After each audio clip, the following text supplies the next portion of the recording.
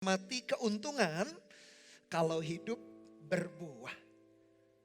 Dikutip juga dari perkataan Rasul Paulus, nanti kita pelajari dalam ayat-ayat selanjutnya. Mari kita lihat bersama-sama kita Pengkhotbah pasal yang keempat. Ayat demi ayat kita akan baca, lalu kita berhenti, saya menjelaskan. Karena begitulah caranya kita merenungkan firman Tuhan. Mari kita lihat ayat yang pertama. Lagi aku melihat segala penindasan yang terjadi di bawah matahari.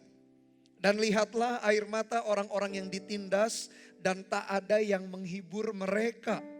Karena di pihak orang-orang yang menindas ada kekuasaan. Penindasan ketidakadilan terjadi di atas muka bumi ini Bapak Ibu Saudara. Bahkan penindasan atau ketidakadilan itu bukan hanya terjadi buat orang-orang yang non-Kristen atau bukan orang percaya. Tapi seringkali bukankah terjadi dalam hidup kita.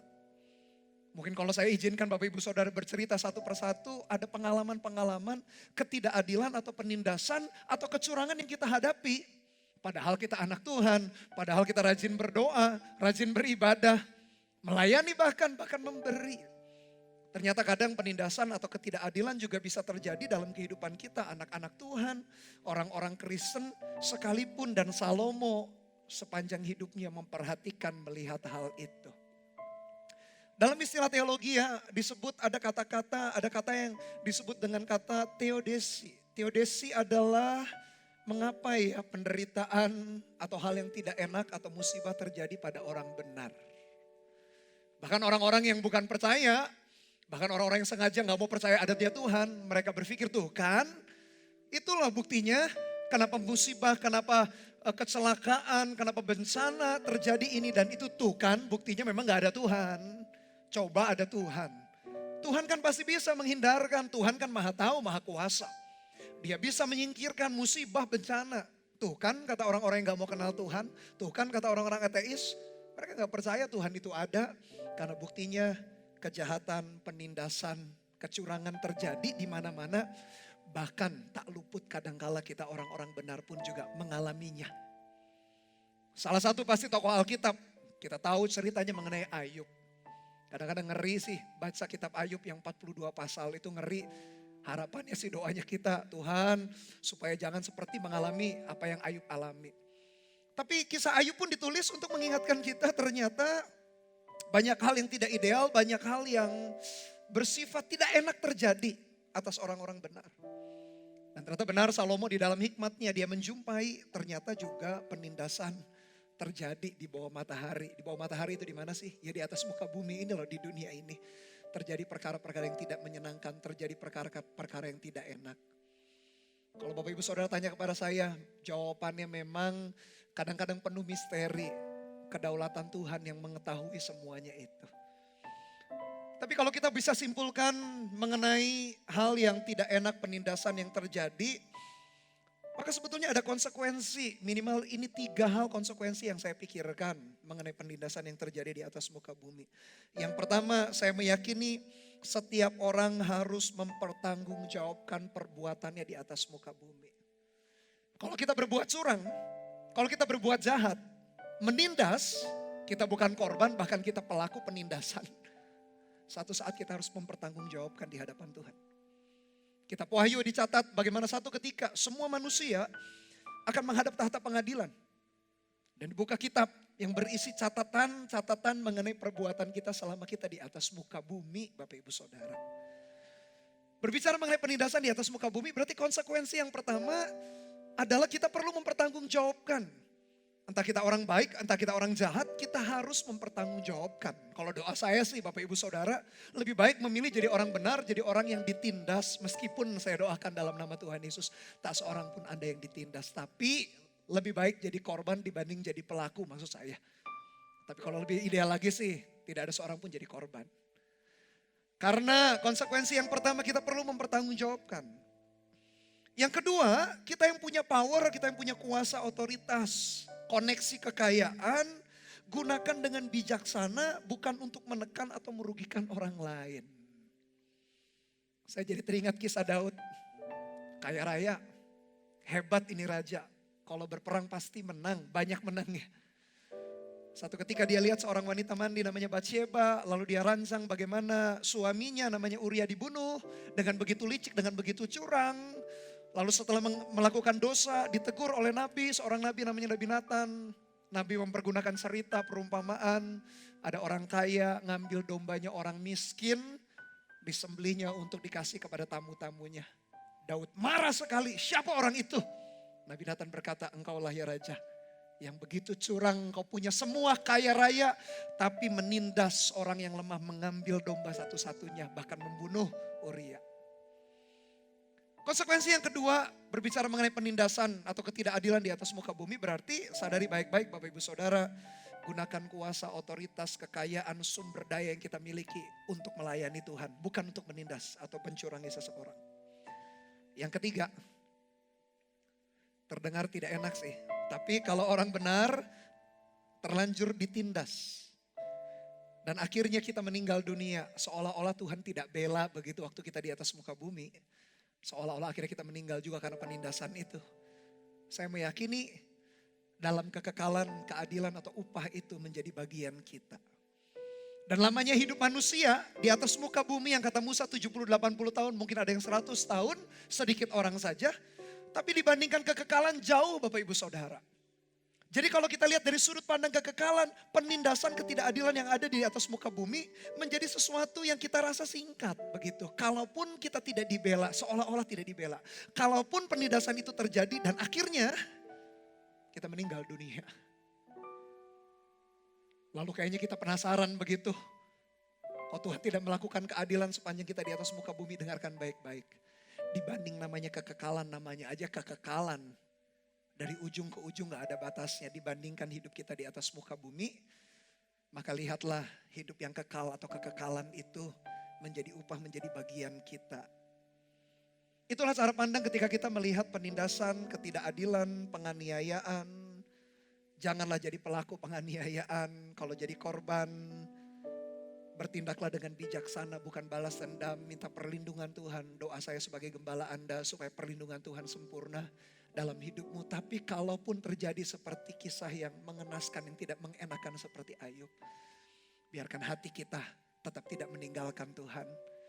Karena dia di balik semua itu, kita percaya bahwa Tuhan itu turut bekerja dalam segala sesuatu.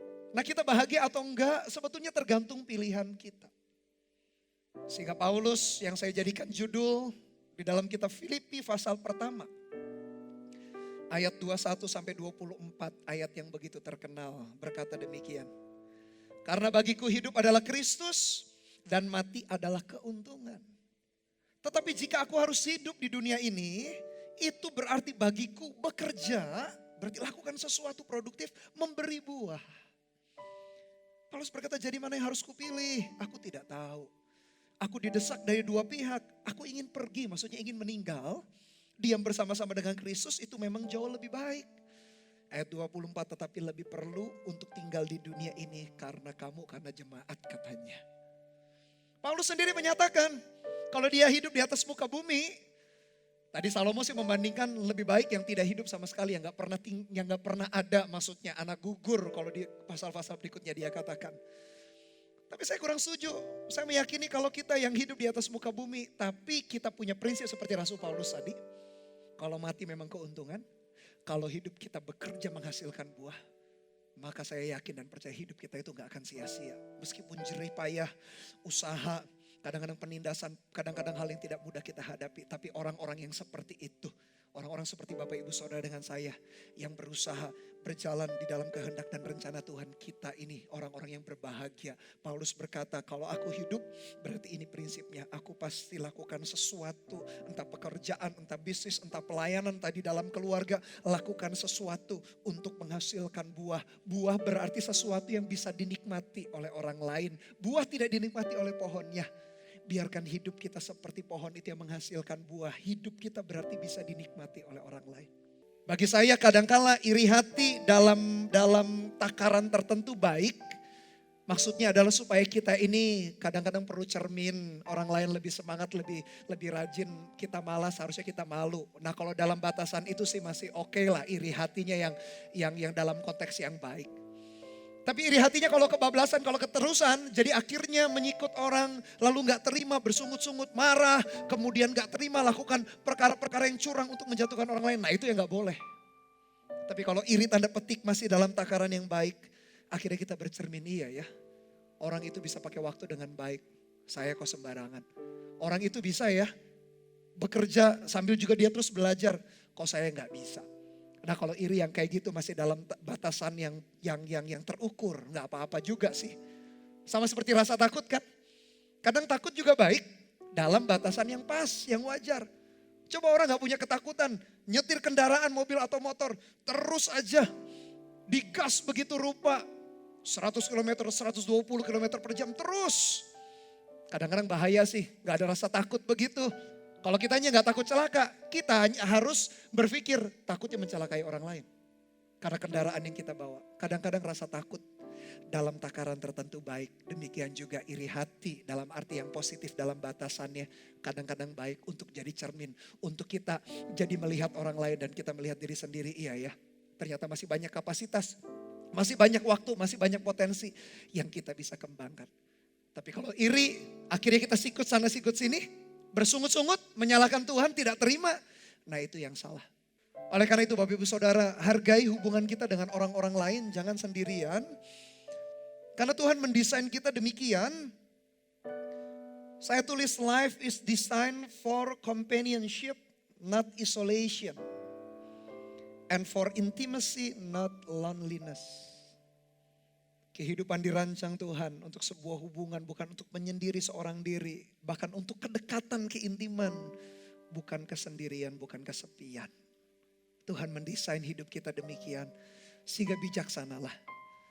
Kalau bukan keluarga jasmani, mungkin keluarga jasmani kita tidak ideal. Saya meyakini ada kok keluarga rohani. Ada hubungan persahabatan yang bahkan kata firman Tuhan jauh lebih dekat daripada hubungan darah dan daging. Intinya adalah kita nggak bisa berkata ya memang nasib aku dilahirkan sendirian, aku nggak punya pasangan hidup, aku nggak punya keluarga yang dekat dan semuanya. Tidak ada yang kita bisa berkata ya sudahlah nasib ya sudah begitu saja. Sebetulnya kita masih bisa usahakan ini dan itu. Sehingga dari ayat ini ada beberapa hikmat praktis. Hikmat praktis yang pertama, hargai keberadaan orang lain.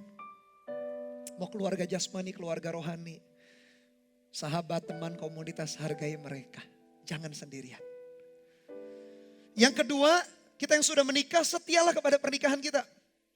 Setia kepada suami atau istri kita, setialah dalam pernikahan. Karena pasangan kita adalah teman pewaris, adalah kehidupan, kata firman Tuhan, kata Rasul Petrus. Hargai pernikahan. Bahkan hargai anak-anak kita yang akan melanjutkan apa yang sudah kita bangun dengan jerih payah kalau kita sudah menikah. Nah saudara-saudariku yang belum menikah, saya doakan supaya Anda menikah dengan orang yang tepat di waktu yang tepat. Jangan juga sendirian. Tahukah saudara-saudari yang belum menikah, ada orang yang dipanggil Tuhan memang untuk selibat untuk tidak menikah.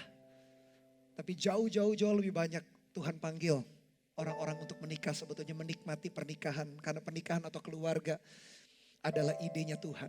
Bukan idenya manusia, bukan budaya manusia. Tapi idenya Tuhan sendiri. Ada orang sih memang dipanggil untuk sendirian sampai meninggal, untuk selibat, untuk tak menikah. Tapi saya meyakini begitu banyak orang, bahkan jauh lebih banyak orang yang dipanggil untuk menikah. Sehingga saudara-saudariku yang masih single, jangan obral juga cinta begitu rupa. Namun sebaliknya jangan juga terlalu jual mahal. Minta hikmat Tuhan, bergaul dengan banyak orang, pilihlah orang yang tepat. Bukan menaruh standar yang terlalu tinggi atau kita obral terlalu rendah. Carilah yang tepat, yang bijaksana. Tuhan memberikan kita hikmat juga lewat Alkitab. Apalagi kalau kita tinggal dalam komunitas. Pemimpin-pemimpin sahabat, teman-teman rohani akan menuntun kita. Sehingga kita gak pernah sendirian berjalan di dalam kehidupan. Ada 4 berkat sinergi. Ayat 9 dikatakan menerima upah yang lebih baik. Kok bisa? Pasti. Saya meyakini kerja tim, kerja kelompok, kerja bersama pasti hasilnya jauh lebih baik. Tantangannya apa? Tantangannya delegasi. Tantangannya apa? Ketika lihat orang tidak sesempurna tanda petik seperti yang kita harapkan. Kadang-kadang kita gak mau. Semua kita sikat sendirian. Dan semakin kita sikat sendirian, semakin runyamlah kita. Bukan karena kita malas. Kalau kita sudah rajin, saya dorong Bapak Ibu Saudara. Maulah bekerja dengan tim. Bahkan delegasilah perkara-perkara tertentu. Lihat kerja tim, kerja yang baik, kerja kelompok, kerja tim yang baik akan menghasilkan hasil yang jauh lebih baik. Kenapa? Karena kekuatan talenta banyak orang digabungkan untuk mencapai sebuah tujuan. Bukankah harusnya jauh lebih baik? Seperti kalau kita suka olahraga, kita tahulah sepak bola ada 11 orang, basket ada 5 orang. Semua punya posisinya, semua punya fungsinya, semua punya perannya masing-masing. Tak mungkin single fighter. Dalam pertandingan-pertandingan kelompok seperti sepak bola, basket, dan pertandingan yang lain. Semua punya porsinya. Dan lihat kan, kenapa tim bisa menang, tim basket, tim sepak bola bisa menang? Karena orang-orangnya berkontribusi, saling mengisi, saling melengkapi, saling melakukan peran dan tugasnya. Sehingga tak heran piala kemenangan itu mereka peroleh. Demikian dalam hidup kita setiap hari. Kenapa upah yang lebih baik? Karena kerja bersama. Kenapa kerja bersama? Talenta kekuatan digabungkan menjadi sesuatu yang lebih hebat. Berkat yang kedua daripada sinergi katanya adalah mengangkat temannya, tetapi why atau celaka orang yang jatuh yang tak punya orang lain untuk mengangkatnya. Hidup kita manusia, meskipun kita sudah jaga demikian rupa, kesehatan lah, pemikiran lah, ide lah, bisnis lah, banyak belajar, tetap saja kan kita bisa sakit. Tetap saja kadang-kadang kita bisa tersandung, bisa rugi nih bisnis, pekerjaan, karir kita bisa amblas Bapak Ibu Saudara. Kondisi yang seperti ini misalnya wabah, tiba-tiba semuanya serba jadi berjalan dengan lambat. Tak ada yang menentu dalam hidup. Meskipun dari pihak kita berjaga-jagalah atau lakukan tugas bagian kita dengan bijaksana. Tapi toh sebijaksana-bijaksananya kita, sejaga-jaganya kita kesehatan tetap aja bisa sakit kan. Celakalah katanya kalau orang jatuh sendirian gak ada yang mengangkatnya. Itulah sebabnya Tuhan taruh orang-orang di sekeliling kita. Hargai, cintai mereka. Justru waktu-waktu yang banyak di rumah seperti sekarang ini, bukankah membuat kita sadar orang-orang yang ada di sekitar kita, di keluarga kita, mungkin cuma 4 orang, 5 orang, suami, istri, 2 anak, 3 anak, atau kakak adik dengan orang tua mungkin. Sedikit orang kita makin sadar, iya ya, betapa berharganya orang-orang itu. Dikala kita gak bisa kumpul dengan orang lain, orang-orang itu yang setia di dalam rumah kita, saling menjaga satu dengan yang lain. Ketika kita sakit, ketika kita lemah, orang itu yang menghibur. Orang itu gak lari kemana-mana, orang itu gak diupah apa-apa. Karena orang itu Tuhan tempatkan dalam hidup kita. Betapa bergunanya, betapa pentingnya mereka. Demikian doa saya juga kehadiran kita di tengah-tengah hidup orang lain menjadi sesuatu yang berguna. Yang mengangkat mereka, bukan hanya kita yang diangkat. Tapi tiba gilirannya satu saat ketika mereka lemah pun, angkatlah mereka. Ketika kita kuat, ketika kita bisa lakukan sesuatu kebaikan buat mereka.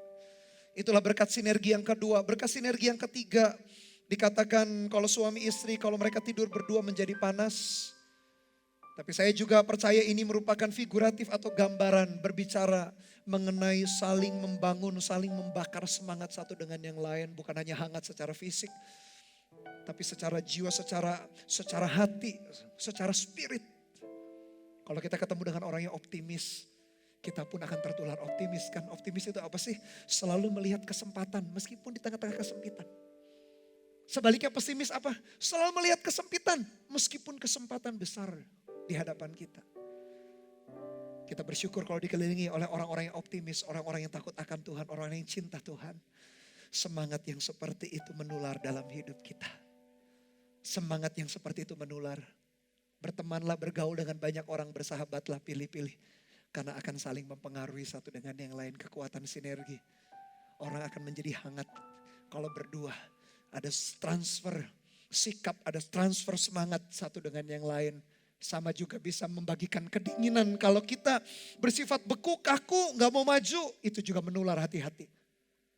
Jadi pastikan kita dikelilingi oleh orang-orang yang tepat dalam hidup kita. Dan berkat yang terakhir dari sinergi. Salomo berkata, seorang dapat dikalahkan, 2 orang bisa bertahan. Apalagi kalau 3, tali 3 lembar tak mudah diputuskan.